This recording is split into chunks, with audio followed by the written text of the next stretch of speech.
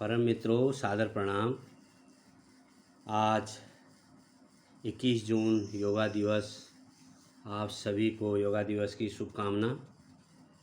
और हम श्रीमद् भगवद गीता के 9वें अध्याय का श्रवण और मनन करेंगे, जो 1 श्लोक से 13 श्लोक तक का होगा। श्री भगवान उवाच इदं तु ते गुह्यतमम् प्रवक्ष्यामयन सूयवे ज्ञानं विज्ञानसहितं यज्ञात्वा मोक्षसे शुभात्। श्री भगवान कृष्ण बोल रहे हैं, तू दोष दृष्टि रहित भक्त के लिए इस परम गोपनीय विज्ञान सहित ज्ञान को पुनः भली भांति कहूँगा, जिसको जानकर तू दुख रूप संसार से मुक्त हो जाएगा। राजविद्या राजगुह्यं पवित्रमिदम् उत्तमं प्रत्यक्षावगमं धर्म्य सुसुखं कर्तव्ययम्। यह विज्ञान सहित ज्ञान सब विद्याओं का राजा, सब गोपनीयों का राजा, अति पवित्र, अति उत्तम, प्रत्यक्ष फल वाला, धर्मयुक्त, साधन करने में बड़ा सुगम और अविनाशी है। अश्रद्धानः पुरुषा धर्मस्यास्य परन्तप अप्राप्य मां निवर्तन्ते मृत्यु संसार वर्तमनि। हे परंतप, इस उपयुक्त धर्म में श्रद्धा रहित पुरुष मुझको न प्राप्त होकर मृत्यु रूप संसार चक्र में भ्रमण करते रहते हैं। मया तत्मिदं सर्वं जगत् व्यक्तमूर्तिना मतस्थानि सर्वभूतानि न चाहं तेषु अवस्थितः।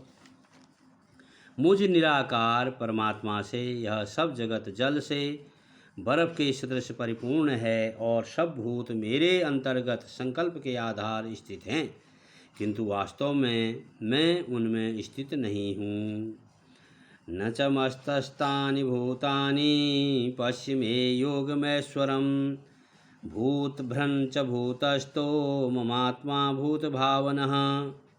वे सब भूत मुझ में स्थित नहीं हैं, किंतु मेरी ईश्वरीय योग शक्ति को देख कि भूतों का धारण पोषण करने वाला और भूतों को उत्पन्न करने वाला भी मेरा आत्मा वास्तव में भूतों में स्थित नहीं है।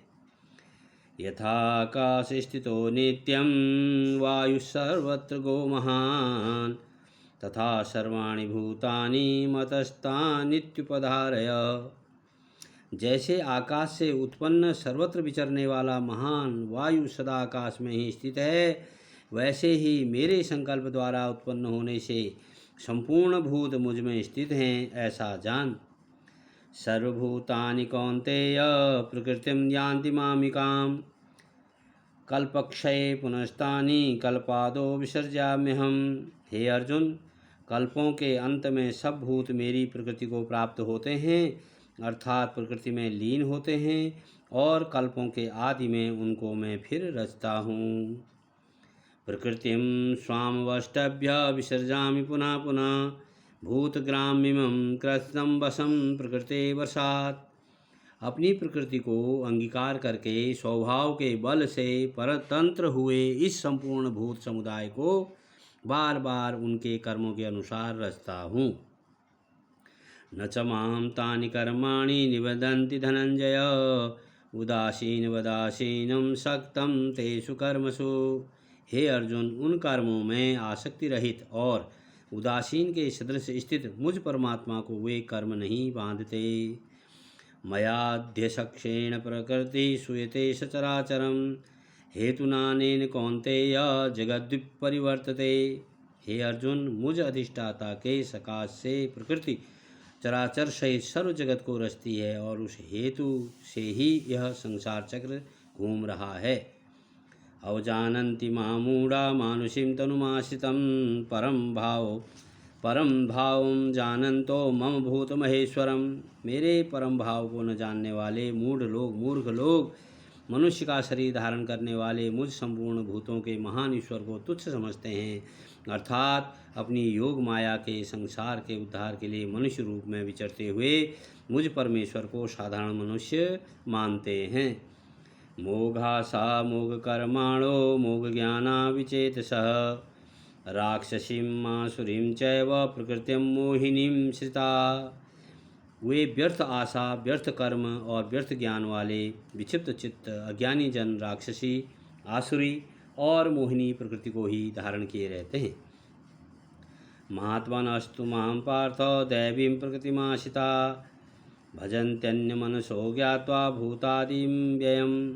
परंतु हे कुंती पुत्र, दैवी प्रकृति के आश्रित महात्मा जन मुझको सब भूतों का सनातन कारण और नाश रहित अक्षर स्वरूप में जानकर अनन्य मन से युक्त होकर निरंतर भजते हैं। परम श्रद्धेय मित्रों, आज हम श्रीमद्भगवद्गीता का 1 से 13 तक का श्रवण और मनन कर रहे हैं।